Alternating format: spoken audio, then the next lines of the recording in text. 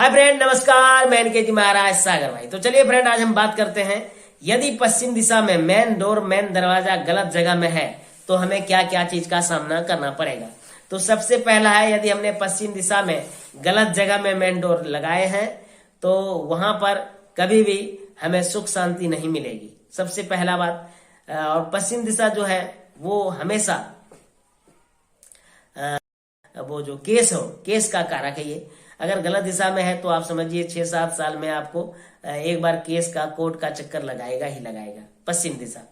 पश्चिम दिशा शनिदेव के स्थान माने जाते हैं, वरुण देव का भी स्थान माना जाता है उसे। तो शनिदेव जो है वो वैसे भी जजिंग का काम करता है फ्रेंड।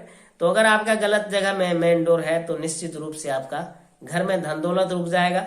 जो बढ़ता हुआ कदम है, ऊंचाई छूने का, वो सब भी रुक जाएंगे फ्रेंड।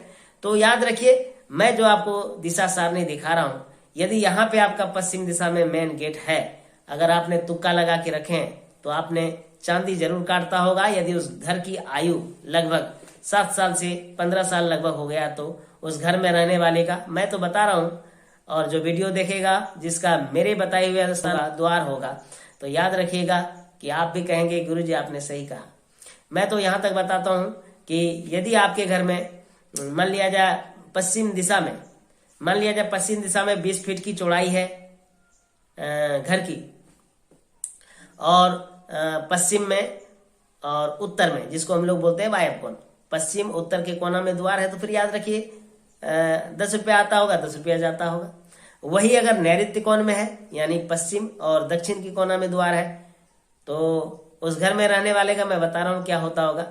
जिसका पश्चिम नैऋत्य में घर है, पश्चिम नैऋत्य कोण में जिसका घर है फ्रेंड, याद रखिए द्वार है, मेन डोर है, तो आप याद रखिएगा उस घर में रहने वाले की जो स्थिति हुई होगी, जैसे सांप छुछंदर बैरी का हो जाता है, यानी कहा जाए तो उस घर में रहने वाले का समस्या बहुत ज्यादा ही खराब होता है फ्रेंड, पश्चिम नैऋत्य वाले का। ठीक है, अब रह गया कि हमें कहाँ देना चाहिए मेन डोर पश्चिम दिशा में।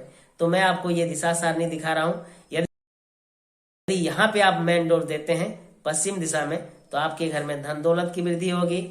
आपके घर में कभी भी केस मुकदमा नहीं आएगा। हमेशा आप हर चीज में सफलता प्राप्त होगी आपको। तो ये दिशा सारणी की ओर से आप देख करके पता लगा सकते हैं कि मेरा मेन डोर कहाँ होना चाहिए। ना समझ में आए तो मेरा स्क्रीन पर नंबर चलता है, आप वहां से नंबर लेके हमें फोन कर सकते हैं। चलिए फ्रेंड, आज हम बता रहे हैं आपको जो है सो, इसके बाद हम बताएंगे जो है सो क्या विशेषता होती है और कहाँ पे